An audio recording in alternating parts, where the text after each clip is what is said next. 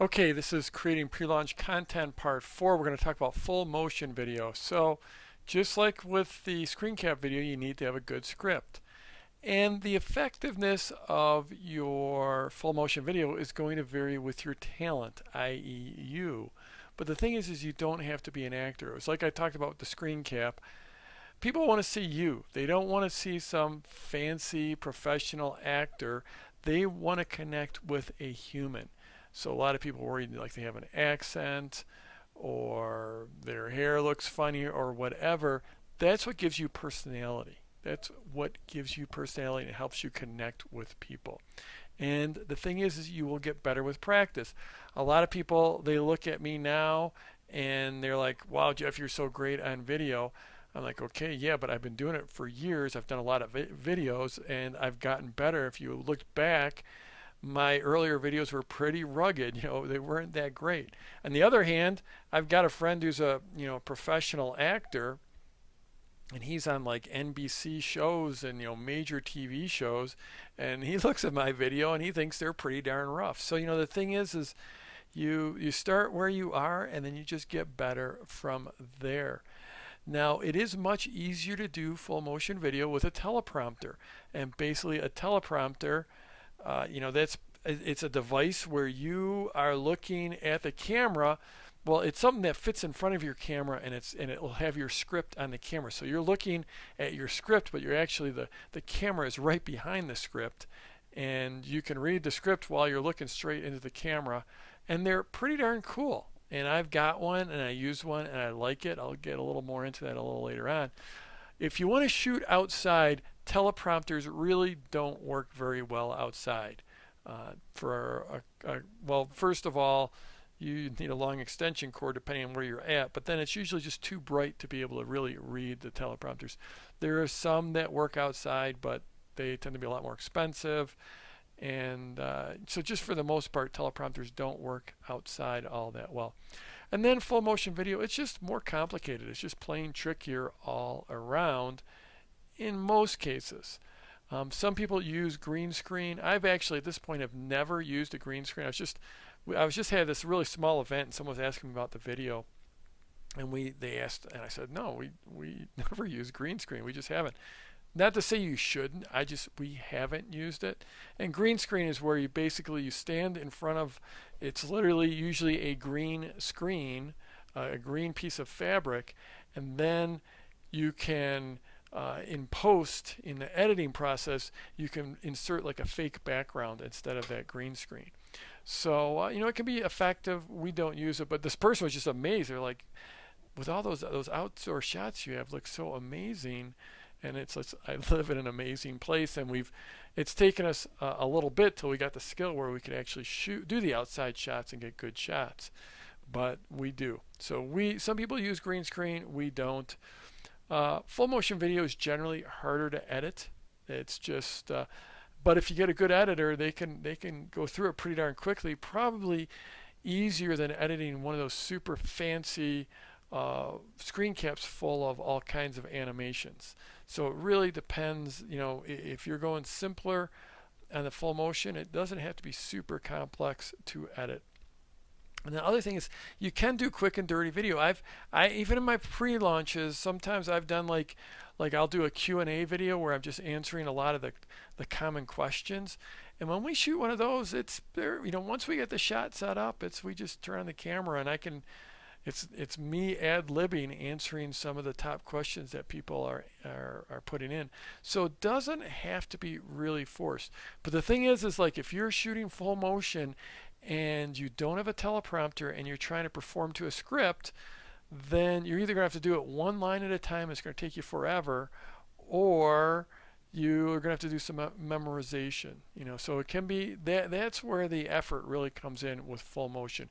If you're trying to do it without a teleprompter and you've got a script that you have to perform to. So with full motion, a lot of people ask about the cameras we use. And the most important thing, a few things. First of all, there's lots of options and they are always changing. It seems like every year I'm shooting another one of these videos to update people on the different camera options. But the important thing to remember is it's not about the camera. It is the most important thing is you and in how you appear on the camera and how you deliver your content. This is the most important thing. The second most important thing is probably getting the lighting right and getting the set right. And the third most important thing is probably the camera at that point. I've made really successful cameras like or successful videos with $100 camera. Like back in the digital camera days, just a little point and shoot digital camera that had like a video mode, and we shot a video with that. It was like $100 camera. We had no external mic, and it was a very effective video. It was just because of my performance and really my script. And it really wasn't even scripted, but because it was unscripted. But the content I delivered is what made the difference. You can even use your phone these days. The video quality you can get out of your phones can be amazing, especially if you can hook up an external audio for your phone.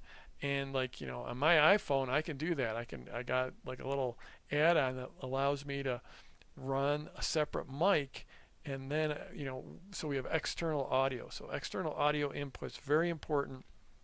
Whatever camera you get, again, you don't absolutely need it, because I did do really well with that $100 camera with on-camera mic. But when you start shopping for a camera, I would look for an external audio input, because just like with screen cap, you want to have good audio.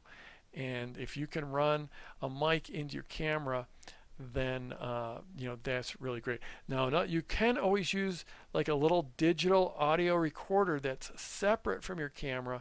If your camera does not have an external audio input, you can always record audio with a digital audio recorder, an external device, and then in your editing match up the audio and the videos. A little more complicated, but I've got a couple platinum members that really do that very, very well. And then another thing that's really nice to have, and tends to be on more advanced cameras, is audio monitoring, so that who's ever shooting your video can actually plug in a headset and make sure that the audio you're capturing is good audio. This is, I can't tell you how many times we've lost shots because we thought we had good audio, but then we got back because we didn't have that audio monitoring. And then we got back into the studio and found out we did not have good audio. This happens a lot. Like if you're shooting outside, there might be a little wind, and you're trying to decide, if you're picking up wind noise. And I'll tell you what, wind noise can really kill your videos in a hurry. So if you're outside, it's a little windy, you're not sure, if you're monitoring the audio, especially in real time, well, that can be really, really nice. But again, it's not about the camera. So camera choices, you can use your phone, especially if you can hook in external audio. We've used Canon Vixias in the past for video cameras. Again, this is constantly changing. Probably the day after I record this thing, it's going to be outmoded. But we have had, for a number of years, we've been using the Canon Vixias, and we've been really happy. We've been using digital SLRs is really what we've moved to recently, DSLRs. And what we're using right now is the Canon 5D and the Canon 6D. I'm going to warn you, they are very, very expensive. They are true pro level cameras. We get great shots. Again, it's not about the camera, but people always want to know what we're using. And that's what we're using right now.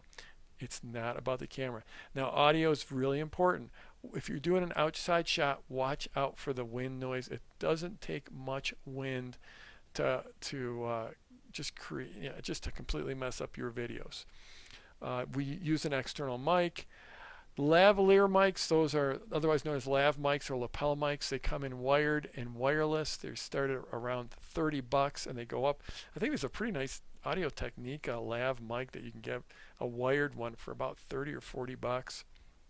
We, of course, just because of the nature of my business and the fact that I can afford it, and I've got a lot of competition, a lot of really, really good competitors, and they are putting out great quality video, so I need to match that. So I went top shelf. I use a Sennheiser wireless lav mic. I think that costs about $550. And that's just, again, people want to know what we're using, so we're using the camera that costs thousands, and we're using mics that cost $500 or $600. You teleprompter. They are very nice to have, if only for the bullet points. And usually, it's very rare for me to put a full script on a teleprompter.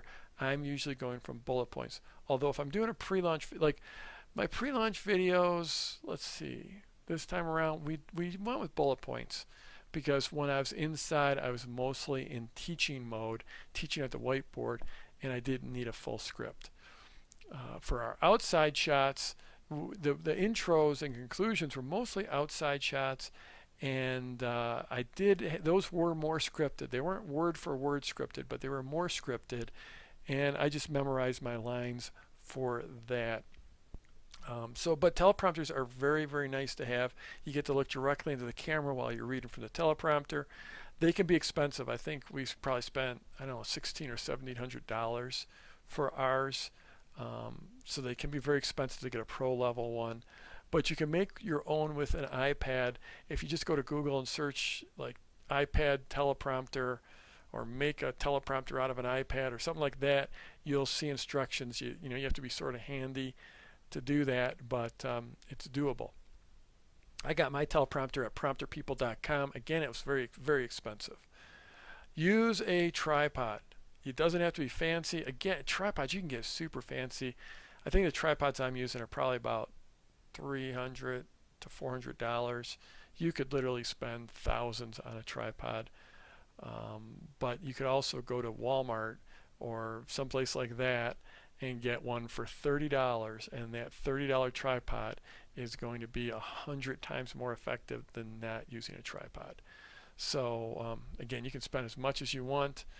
I forget what brand we use, but ours is a very, very solid one, pro level, but it's not like crazy, amazing fluid head, super duper pro level. So yeah, we got probably about $300 or $400 into each of our tripods. Editing software.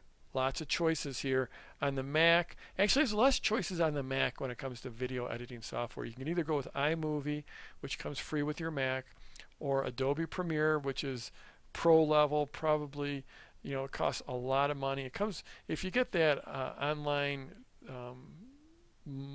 pay by the month suite for Adobe. I think it's, I don't know, 30 or 40 or $50 a month, and it comes with all kinds of stuff, including Premiere. And then Final Cut is made by Apple. That's their more pro level editing software. So you can either go, with the iMovie on the low end and it's free, or you can step up to pro versions like Adobe Premiere or Final Cut.